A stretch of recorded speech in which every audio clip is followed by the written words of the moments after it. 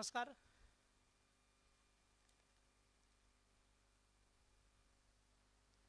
आदरणीय व्यासपीठ, उपस्थित बंधू भगिनी,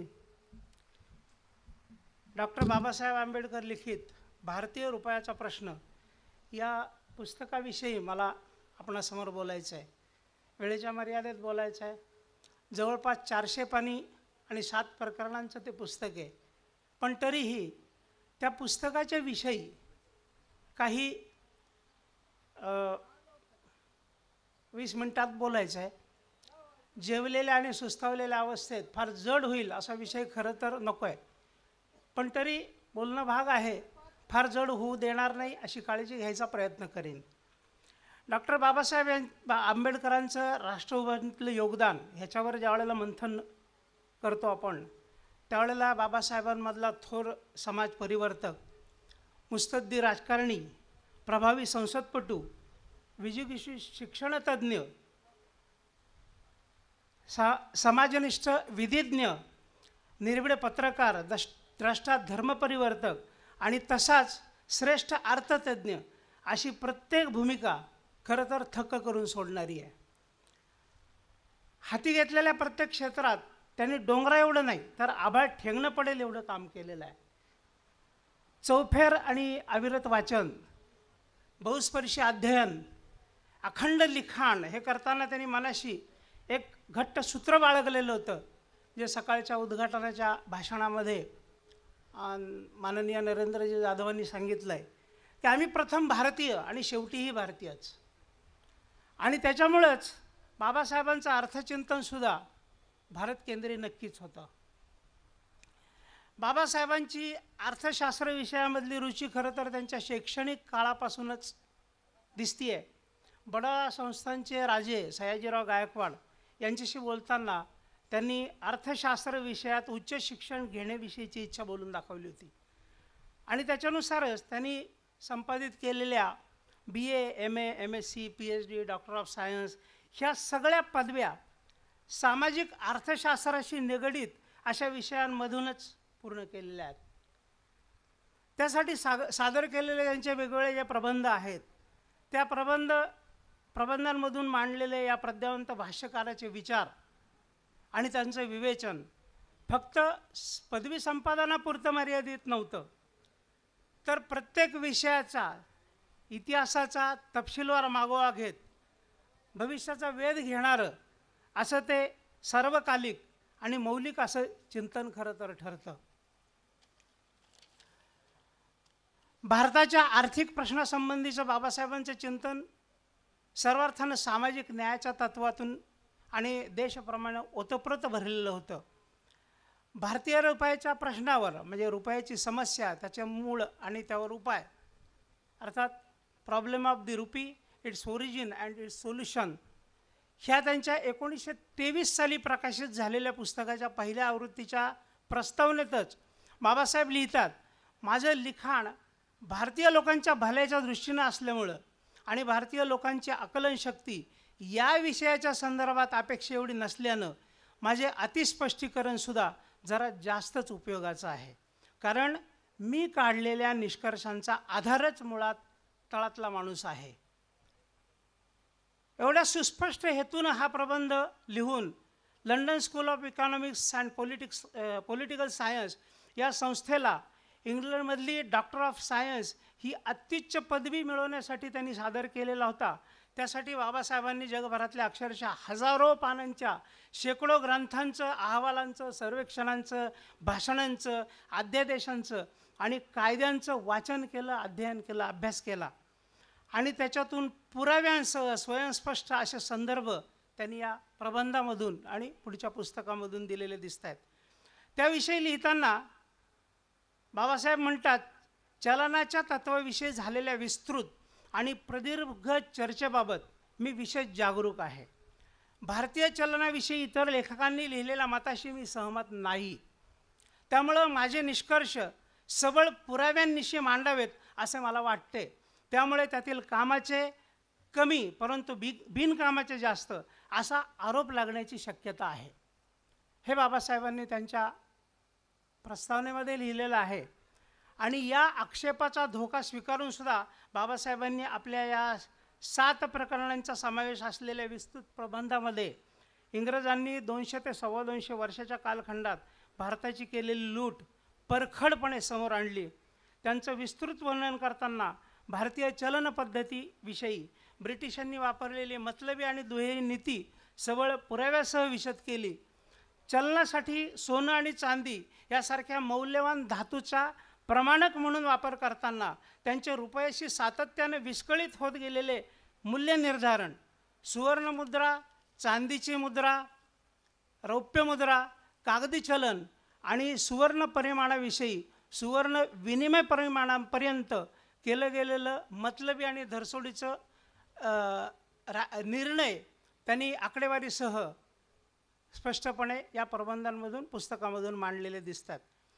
चलनाची परिवर्तनीयता, अपरिवर्तनीयता, चलनाचं लवचिकता अशा सगळ्या बाबींचा जगभराच्या चलनाच्या तुलनेत विस्तृतपणे, परखडपणे आणि पुराव्यानिशी त्यांनी उहापोह केलेला आहे. भारतीय उद्योगाची केली गेलेली पिछेहाट आणि भारतीय जनतेचं सातत्याने केलं गेलेलं शोषण त्यांनी अत्यंत निर्भयपणे या पुस्तकामधून मांडलेलं आहे. बाबासाहेबांनी या अर्थचिंतनामधून वस्तुविनिमय व्यवहारापासून वेगवेगळ्या कालखंडात तसं भूखंडामध्ये चलन व्यवस्थेचं सखोल विवेचन केलेलं आढळतं.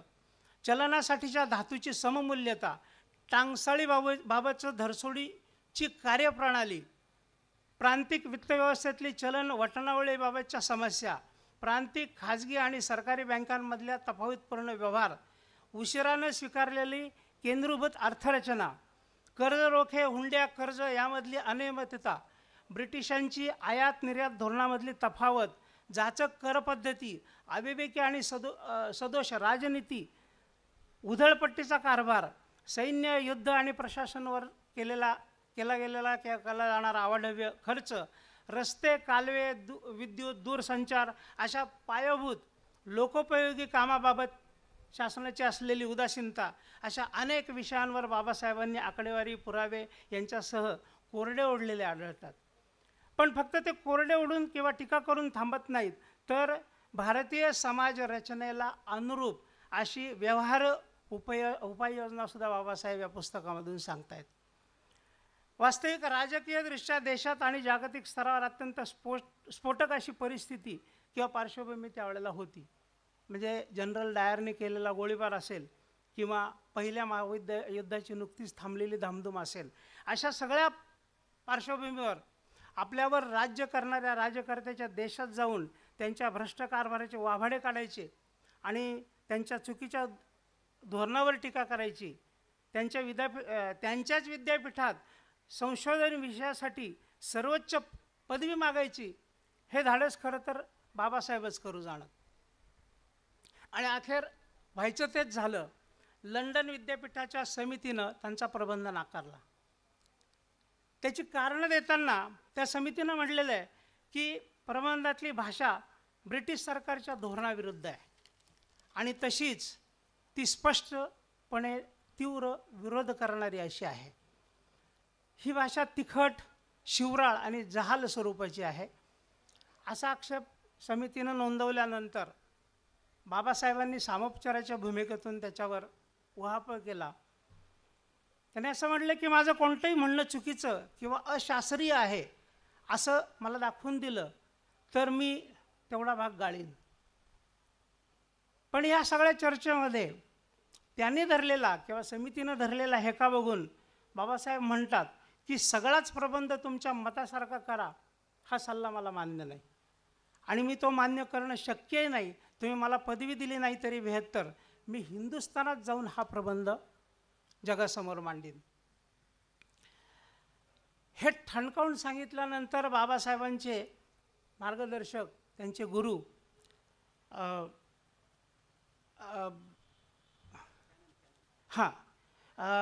डॉक्टर एडविन केनन, जगप्रसिद्ध अर्थतज्ञ, यांनी मध्यस्थी केली आणि प्रबंधामधली मतं जशीच्या तशी ठेवून, म्हणजे जरी ती समितीला पसंत नसली तशी ती मलाही पसंत नाहीत, परंतु त्यातली माहिती ही ऐतिहासिकदृष्ट्या अतिशय महत्त्वाची आहे आणि तिच्या निष्कर्षांना धक्का न लावता सगळ्या प्रबंधाची मांडणी भाषेतला तिखटपणा कमी करून वेगळ्या पद्धतीनं मांडावी असा तोडगा त्यांनी समितीसमोर आणि बाबासाहेबांसमोर मांडला. हा तोडगा उभय पक्ष मान्य झाला. बाबासाहेब तातडीनं 14 एप्रिल 1923ला मुंबईला आले. मुंबईच्या दामोदर हॉलमधल्या एका पहिल्या मजल्यावरच्या खोलीमध्ये त्यांनी स्वतःला कोंडून घेतलं आणि अक्षरशः 3 महिने सलग रात्रंदिवस खपून त्यांनी तो प्रबंध पूर्ण केला, जो केनन साहेबांना अभिप्रेत होता असा बदल करून गुरुच्या मार्गदर्शनाखाली भाषा तिखट करून. मला वाटतं बाबासाहेब आपल्या प्रत्येक मताशी कायम ठाम राहिलेले आहेत. त्यांनी कधी स्वतःचं मत बदललेलं नाही.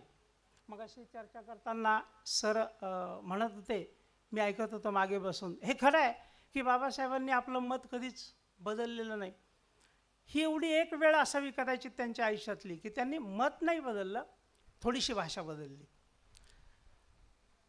हा प्रबंध तयार करताना सीताराम केळुस्करांची त्यांना त्यावेळेला खूप मदत झाली. हा प्रबंध लंडन विद्यापीठाला सादर झाला आणि नोव्हेंबर 1923 साली त्यांना डॉक्टर ऑफ सायन्स ही पदवी, जी लंडन विद्यापीठातली सर्वोच्च पदवी, ती त्यांना जाहीर झाली, बहाल केली गेली.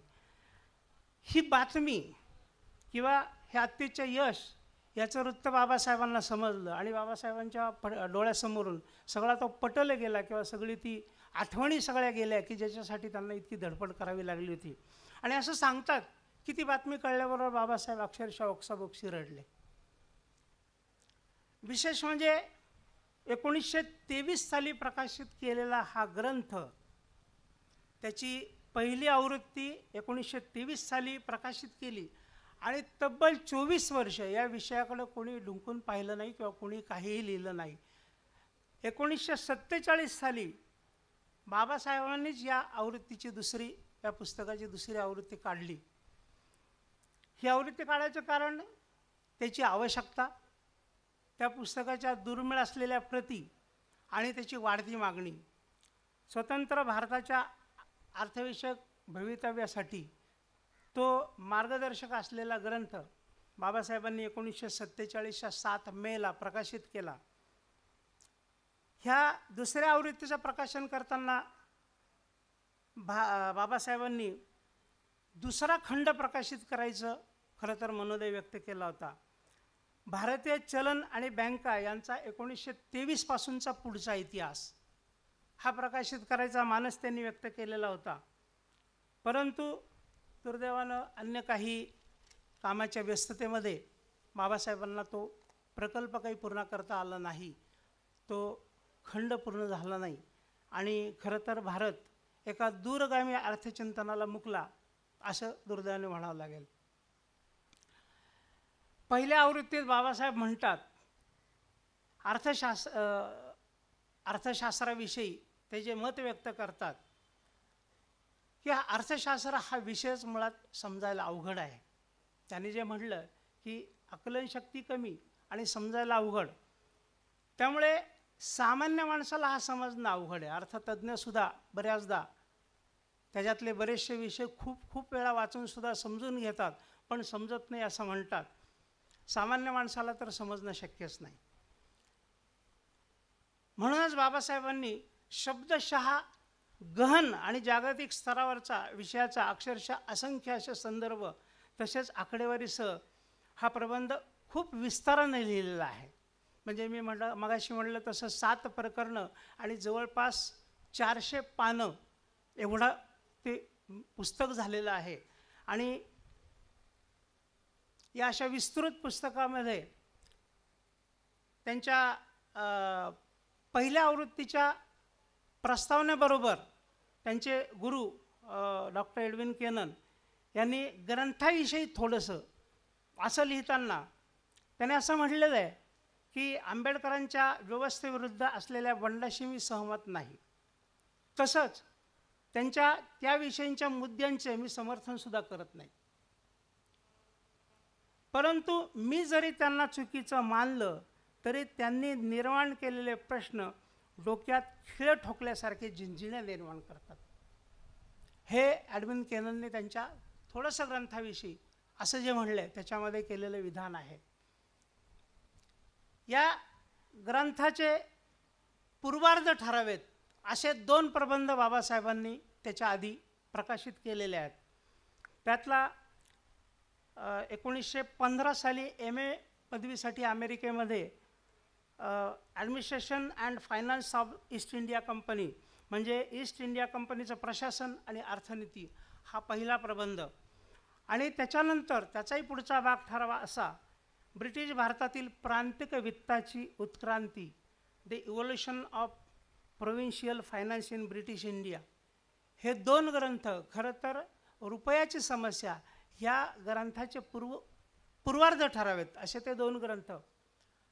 ते दोन्ही ग्रंथ जगभर गाजत असतानाच रुपयाची समस्या हा जो प्रबंध आला किंवा हे जे पुस्तक प्रकाशित झालं त्याच्यातले कंटेंट आणि त्याच्यात दिलेली माहिती बघून गुरु एडविन म्हणतात तसं, एडविन केननजी म्हणतात तसं सामान्य वाचकाच्या सुद्धा मेंदूमध्ये अक्षरशः झिंझिण्या येतात. पण आपण सामान्य वाचक, आपण देशप्रेमी वाचक फक्त झिंझिण्या येऊन थांबत नाही, तर 200 ते 250 वर्ष इंग्रजांनी जी केलेली लूट आहे किंवा इंग्रजांनी केलेला आपल्या पूर्वजांवरचा अन्याय आहे किंवा आपल्या पूर्वजांनी सोसलेले ते सगळे जाच आहेत, हे सगळे जाच बघून संताप झाल्याशिवाय राहत नाही. आणि त्या संतापाचा जळफळाट सामान्य वाचकाचा सुद्धा होतो. बाबासाहेबांचा सुद्धा संताप त्यावेळेला झालेला असेलच, नाही असं नाही. पण मगाशी उद्घाटन सत्रामध्ये उल्लेख झाल्याप्रमाणे त्यांनी स्वातंत्र्य चळवळीमध्ये किंवा स्वातंत्र्याच्या क्रांतीमध्ये भाग घेतला नाही म्हणजे त्यांचा जळफळाट होत नव्हता असं नाही. पण जणू काही ती चळवळ किंवा ती क्रांती त्यांनी अन्य मवाळ आणि जहाल क्रांतिकारकांच्या, स्वातंत्र्यवीरांच्या आणि स्वातंत्र्य योद्ध्यांच्यावर सोडून दिली आणि स्वतंत्र होणारच आहे असा ठाम विश्वास बाबासाहेबांना असलेल्या भारतासाठी त्यांनी चिंतन केलं आहे. भारताच्या स्वस्थ समाजरचनेसाठी, सुदृढ, अर्थसंपन्न आणि उज्ज्वल भारतासाठी सामाजिक चळवळी उभ्या करायचा बाबासाहेबांनी प्रयत्न केला किंवा त्याला प्राधान्य दिलं. समाज प्रबोधनाला प्राधान्य दिलं. ज्ञानसंपन्न होऊन देशाला चिरकाल मार्गदर्शन करणारं साहित्य निर्माण करायला प्राधान्य दिलं. आणि हा दस्तऐवज निर्माण करण्यासाठी त्यांनी पूर्ण क्षमता आपली लावली आहे. आणि म्हणूनच त्याच्यावर खरं तर आज त्यांनी लिहिलेल्या प्रबंधाचा काळ बघता 90-95 वर्ष झालेली असतानासुद्धा ते आजही आपल्याला ते सगळे संदर्भ लागू आहेत हे लक्षात येतं. त्या काळात अमेरिकेमध्ये शिकत असताना लाला लजपतराय यांनी त्यांना तसं या स्वातंत्र्य युद्धामध्ये ओढायचा प्रयत्न केला. पण त्यांनी अत्यंत नम्रपणे त्यांना सांगितलं की माझा उद्देश किंवा माझ्या कामाचं स्वरूप हे नाही आहे. जे माझ्या कामाचं स्वरूप आहे त्यासाठी मी इकडे येऊ शकणार नाही. बाबासाहेबांनी जो उद्देश ठरवला त्या उद्देशानुसार आणि सयाजीराव गायकवाडांना सांगितल्यानुसार प्रथमतः आर्थिक चिंतन त्यांनी अत्यंत चिकित्सापूर्ण केलं आणि त्याची परिणती म्हणून सार्वजनिक वित्त ही अर्थशास्त्रातली एक शाखा खरं तर बाबासाहेबांनी विकसित केलेली आहे. भारताच्या अर्थतज्ञांचा विचार केला तर सार्वजनिक वित्त प्रणाली ही अन्य कुठल्या अर्थतज्ञांनी फारशी काही विकसित केली आहे किंवा त्याच्यावर फार काही योगदान त्याचं आहे असं म्हणता येणार नाही. ही जी सामाजिक वित्त व्यवस्था याचाच आधार घेऊन माननीय नरेंद्रजी जाधवजी यांनी सांगितलं तसे वित्त आयोगाची स्थापना त्याच रचनेमधून खरं तर झाली किंवा तोच मूळ आधार खरं तर बाबासाहेबांच्या या आर्थिक चिंतनाचाच मूळ आधार या वित्त आयोगाच्या स्थापनेसाठी सुद्धा घेतला गेला. म्हणजे 90-95 वर्षानंतर सुद्धा आजही वित्त आयोगाच्या स्थापनेच्या आणि कार्यप्रणालीच्या कामासाठी बाबासाहेबांच्या विचारांचा आधार घेतला जातो, याचा अर्थ त्यांचं हे चिंतन तेव्हाही अर्थपूर्ण होतं, आजही अर्थपूर्ण आहे आणि भविष्यातसुद्धा अर्थपूर्ण राहणार आहे. आणि हे फक्त भारतासाठीच नाही तर संपूर्ण जगासाठी हे अर्थचिंतन महत्त्वाचं मोलाचं योगदान देणार आहे. आणि म्हणूनच बाबासाहेबांच्या अनेक ग्रंथांचं बाहेरच्या देशांमध्ये सुद्धा संदर्भ म्हणून वापर केला जातो किंवा विचार केला जातो. जागतिकीकरणाच्या या 1990 नंतरच्या आलेल्या प्रवाहानंतर मुद्रा व्यवहार खूप सोपा झाला आणि या सोप्या आणि सुलभ झालेल्या मुद्रा व्यवहाराच्या पार्श्वभूमीवर सुद्धा भारताची चलन व्यवस्था मात्र नीटशी सुधारली नाही. कारण मगाशी उल्लेख झाल्याप्रमाणे भारताची चलन व्यवस्था पुन्हा त्याच जुन्या तत्वावर आधारलेली आत्तापर्यंतही चालूच ठेवलेली आहे. आणि त्याचा परिणाम असा झाला आहे की भारताची चलन व्यवस्था ज्या मानकांवर उभी राहिलेली आहे त्याचे दुष्परिणाम आपल्याला आजही बघायला मिळतात. त्याचा परिणाम दरवर्षी वाढत जाणारी प्रचंड अर्थसंकल्पामधली तूट, त्याच्यानुसार पतपुरवठ्याचं धोरण, त्याच्यानंतर त्याच्यानुसार व्याजाच्या दरातली अनिश्चितता, त्यामुळे सातत्यानं होत असलेला चलन फुगवटा, त्याच्यातून वाढणारी महागाई, कोट्यावधी रुपयांचा निर्माण झालेला काळा पैसा आणि जागतिक स्तरावर डॉलरची दादागिरी, या सगळ्यांचे एकत्रित परिणाम मात्र भारताच्या सामान्य जनतेला अजूनही भोगावे लागतात. अर्थव्यवस्थेतली प्रचंड विषमता ही बाबासाहेबांनी सांगितलेली समता, बंधुत्व आणि स्वातंत्र्य ह्याच्याबरोबरच न्यायाचा सुद्धा संकोच करते. आणि हे दुष्परिणाम सावरायचे असतील तर डॉक्टर बाबासाहेबांच्या भारत केंद्रीय अर्थचिंतन स्वीकारायलाच लागेल किंवा स्वीकारायलाच पाहिजे. त्यामुळे रुपयाची समस्या किंवा त्यांचे अन्य अर्थचिंतनाचे ग्रंथ हे खरं तर ऐतिहासिक दस्तऐवज म्हणून सांभाळून जमणार नाहीत किंवा फक्त PhDचे प्रबंध लिहिण्यासाठी सुद्धा ते विषय बघून चालणार नाहीत. तर त्या विषयांमधून दिलेली अर्थव्यवस्था आपल्याला निर्माण करता येईल का ह्याचा विचार करणं गरजेचं आहे. आत्ताच्या काही लगतच्या कालखंडामध्ये तसा प्रयत्न होतो आणि तशी चिन्ह दिसत आहेत, परंतु तरीसुद्धा त्याच्यावर खूप मोठं जनमानस उभं करून शासनावरही दबाव आणून या अर्थचिंतनाच्या पद्धतीनं आपली भारतीय अर्थव्यवस्था विकसित होईल का याच्यावर खरं तर चिंतन होणं गरजेचं आहे. आणि आजच्या या परिसंवादांमधून आपल्या सगळ्या सुबुद्ध मंडळींकडून त्या विषयावर काही आपापल्या ठिकाणावरून चळवळी उभ्या राहिल्या तर खरं तर बाबासाहेबांनी केलेलं हे चिंतन 100 वर्ष होत आलेले असताना ते खऱ्या अर्थानं आपण चांगल्या पद्धतीनं ते चिंतन करतो असं होईल, नाहीतर नुसती वांजोटी चर्चा ठरेल असं मला वाटतं. धन्यवाद. धन्यवाद प्राध्यापक राम शिंदे. आपण अतिशय नेमक्या शब्दांमध्ये बाबासाहेबांचं अर्थचिंतन आपल्यासमोर त्यांनी ठेवलेलं आहे. मित्रांनो, राम शिंदे जे म्हणालेत त्यातल्या फक्त 2 गोष्टी आपण लक्षात घ्या की वयाच्या केवळ 23व्या वर्षी बाबासाहेब परदेशामध्ये जातात आणि परदेशामध्ये जाऊन त्या ठिकाणी माझ्या देशाचं चलन म्हणजे रुपया, त्या रुपयाचा सन्मान कसा वाढेल, तो रुपया कसा मूल्यवर्धित होईल, त्या रुपयाद्वारे माझ्या देशाची किंमत, अर्थव्यवस्था कशी स्थिर होईल, हे त्या तारुण्यातले बाबासाहेबांचे जे विचार आहेत ते विचार परदेशामध्ये जाऊन त्यांच्या समोर त्यांचेच वाभाडे काढून, म्हणजे ईस्ट इंडिया कंपनीचे वाभाडे काढून इंग्रज सरकारने भारत कसा लुटलेला आहे हे दाखवून त्यांच्या समोर त्यांचे दोष दाखवणं, मित्रांनो, ही सामान्य गोष्ट नाही आहे. यामध्ये असलेला बाबासाहेबांचं जे धाडस आहे ते धाडस म्हणजे आपल्याकडे आख्यायिका होती की ज्या आपण भारतात राहतो तो भरत सिंहाच्या गुहेत जायचा, गुहेत जाऊन तिथे त्याला दगड मारायचा, त्याला जागा करायचा गुहेत जाऊन आणि नंतर त्याच्याशी लढायचा. बाबासाहेबांनी तेच काम केलं. इंग्रजांच्या विदेशी परदेशी धर्तीवरती गेलेत, तिथे त्यांना खडा मारला, त्यांचे दोष दाखवले, तुम्ही आमची कशी लूट करत आहे दाखवलं, त्यांना जागा केलं, त्यांचे दोष दाखवले.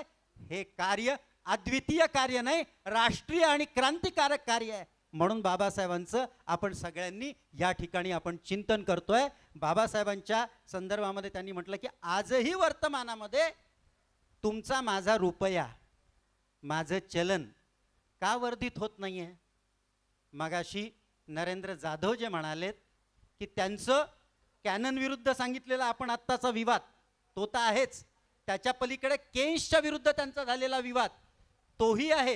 हा सगळा आपण समारोपी या भाषणामध्ये बघू. एक अत्यंत महत्त्वाची मेक रुपया प्रबंधनामध्ये इंग्रजांनी कशी मारून ठेवलेली आहे ते आपण समारोपीय भाषणामध्ये बघणार आहोत.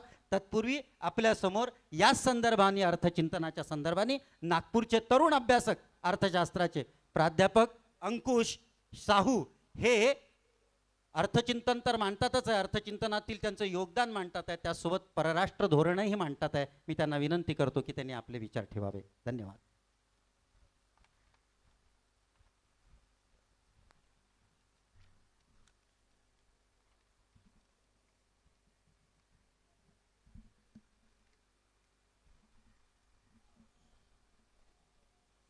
धन्यवाद सर.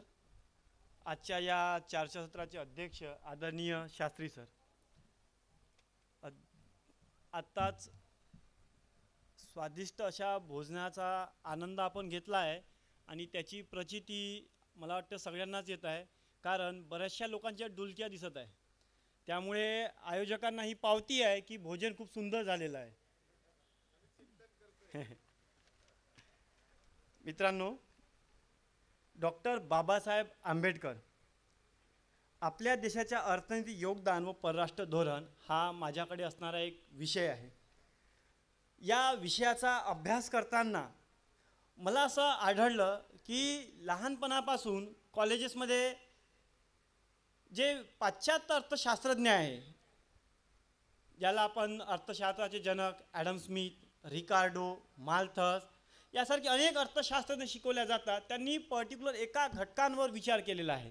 परंतु बाबासाहेब आंबेडकर यांनी अर्थशास्त्रात, आणि तेही भारताला पचेल आणि भारताला असणाऱ्या समस्याची सोडवणूक करण्यासाठी जे विचार त्यांनी मांडलेले आहे, त्या विचारांना पाहिजे त्या प्रमाणात भारतात वाव मिळालेला नाही, अशी खंत मला व्यक्त करावीशी वाटते. याचं कारण असं आहे की मला मान्य आहे की आपली अतिथी देवो भव ही संस्कृती आहे, पण किती शेवटी परराष्ट्रीय धोरण सांगतानाही त्यांनी तेच सांगितलं आहे डॉक्टर बाबासाहेब आंबेडकरांनी की शांती म्हणजे किती, शांतता शांतता शांतता. ठीक आहे, भारत हा शांततेचा पुरस्कार करणारा देश आहे, पण त्यांनी प्रश्न हा विचारला होता की आपण कोणती किंमत देऊन, आपण कोणतं मूल्य देऊन ही शांतता टिकवायची. त्याचाच हा परिणाम आहे की छटाकभर 100 ग्राम बांगलादेशसुद्धा आपल्यावर कधीकधी गुरगुरण्याचा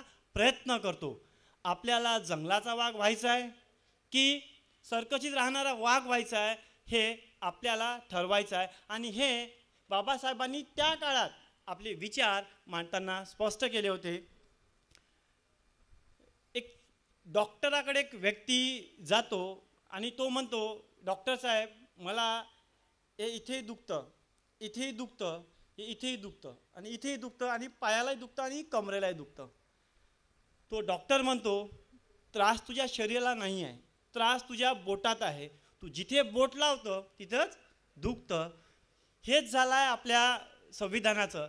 संविधान रूपी शरीराला इजा नाही आहे, त्यामध्ये कोणतीच अडचण नाही आहे. अडचण आहे ती राबविणाऱ्या सरकारमध्ये. मागील 50 ते 60 वर्षापासून ज्या धोरणाचा स्वीकार पूर्णपणे, मी हे म्हणणार नाही की बाबासाहेबांच्या आर्थिक धोरणाचा पूर्णपणे विचार केला नाही आहे, केला आहे, परंतु ज्या सातत्याने ज्या इच्छाशक्तीने करायला पाहिजे होता तो केलेला नाही आहे. आणि समाजात मी पाहतो नवीन अर्थतज्ञ किंवा विचारांमध्ये मला असं आढळतं याच्या अगोदर की बाबासाहेबांना फक्त आपण एक जाती धर्म यामध्येच जकडून ठेवलेला आहे. जर त्यांना सामाजिक आर्थिक राजकीय धार्मिक या सर्व विषयांवर जसे आज हे चर्चासत्र, आणि मी खूप आनंदी आहे की या चर्चासत्रामध्ये बाबासाहेबांच्या सामाजिक आर्थिक राजकीय इव्हन साहित्यविषयक विचारांचं जे उकलन आणि जे चर्चासत्र आयोजित केलं आहे, म्हणजे सर्व बहुआयामी बाबासाहेबांच्या विचारांचे चर्चासत्र आयोजित केलं आहे. आणि जर हे सर्वच्या सर्व क्षेत्रातील विचार जर बाबासाहेबांकडे पोहोचले तर ही 125व्या वर्षी खरी श्रद्धांजली ठरेल बाबासाहेब आंबेडकरांना, असं मला वाटतं.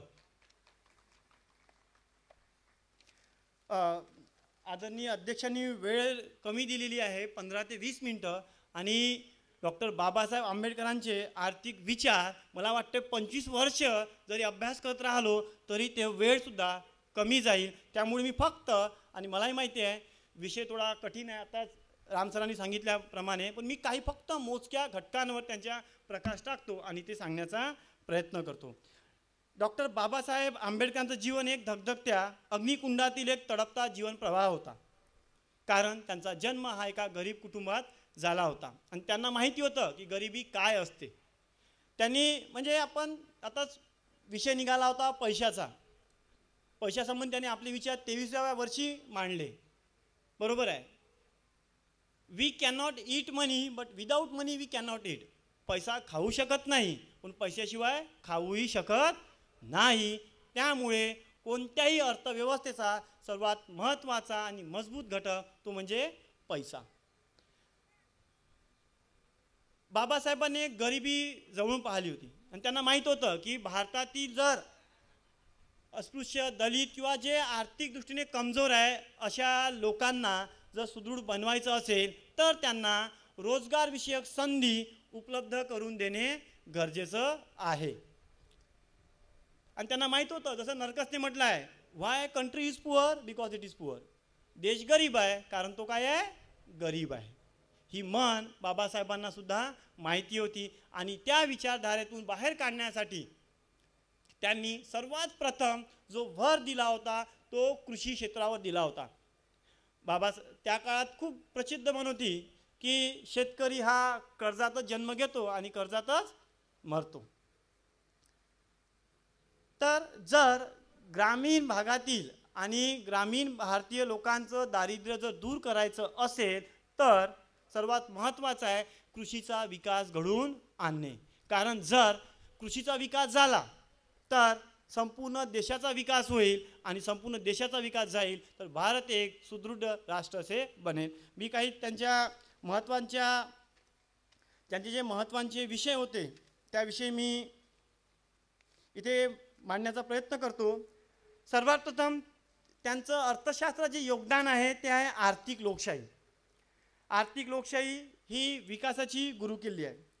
बाबासाहेबांनी लोकशाहीचं जे विभाजन आहे ते 4 भागात केलेलं होतं. एक राजकीय लोकशाही, दुसरी सामाजिक लोकशाही, तिसरी धार्मिक लोकशाही आणि चौथी आर्थिक लोकशाही. आपल्याला सर्वांना माहिती आहे की त्यावेळेस चातुर्वर्य व्यवस्था होती. प्रत्येकाचं काम एक निश्चित होतं. पण डॉक्टर बाबासाहेब आंबेडकरांनी त्या चाकुरीच्या बाहेर जाऊन आपल्यामध्ये असणाऱ्या स्किलच्या आधारावर आणि आपल्यामध्ये असणारे जे काही गट्स आहे, आपल्या ज्या काही इच्छा आहे त्या आधारावर आपल्याला व्यवसाय निवड करता यावा यासाठी त्यांनी आर्थिक लोकशाहीची स्थापना केली व ते विचार त्यांनी मांडले. आता सर्वात प्रथम आपल्याला हे पाहावं लागेल की आर्थिक लोकशाही म्हणजे काय. तर त्यांच्या मतानुसार प्रत्येकास व्यवसाय निवडीचे स्वातंत्र्य, व्यवसाय बदल करण्याचे स्वातंत्र्य, राष्ट्रीय संपत्तीवर सर्वांचा समान अधिकार, राष्ट्रीय संपत्तीचे न्यायपूर्ण वाटप असा होतो. आणि मित्रांनो, आज आर्थिक लोकशाहीचेच वारे आहे जे आज आपण आपल्या आवडीनुसार जे क्षेत्र आपल्याला आवडते त्या क्षेत्राची निवड आपण करत आहे आणि आपल्या देशाच्या विकासात आपला जो काही छोटा मोठा सहभाग आहे तो देत आहे.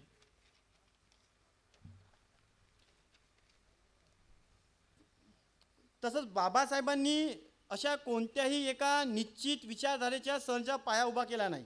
आणि लोकांना संविधानाच्या माध्यमातून तसं बाध्यही त्यांनी केलेलं नाही.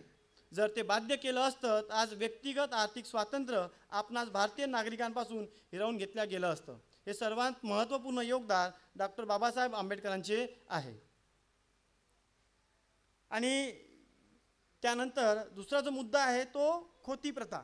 आता सर्वात आधी ही खोती प्रथा काय आहे? खोती प्रथा म्हणजे त्या काळात दोन पद्धतीने शेतकऱ्यांकडून शेतसारा गोळा केला जात होता. एक होती रयतवारी पद्धती जी सरकारच्या माध्यमातून चालत होती आणि दुसरी होती खोती प्रथा. खोती प्रथा म्हणजे की ग्रामीण भागामध्येच एक वंश परंपरेने काही लोक राहत होते आणि ते शेतकऱ्यांकडनं शेतसारा वसूल करत होते. पण ते दोन प्रकारचा, एक सरकारचा आणि एक त्यांच्या हिश्श्यांचा. साधारणतः ही खोती प्रथा त्या काळात रत्नागिरी आणि कुलाबा इथे सुरू होती. बाबासाहेबांनी त्याविरुद्ध बंड पुकारलं आणि ती खोती प्रथा बंद करण्यात महत्त्वपूर्ण हातभार त्यावेळेस लावला.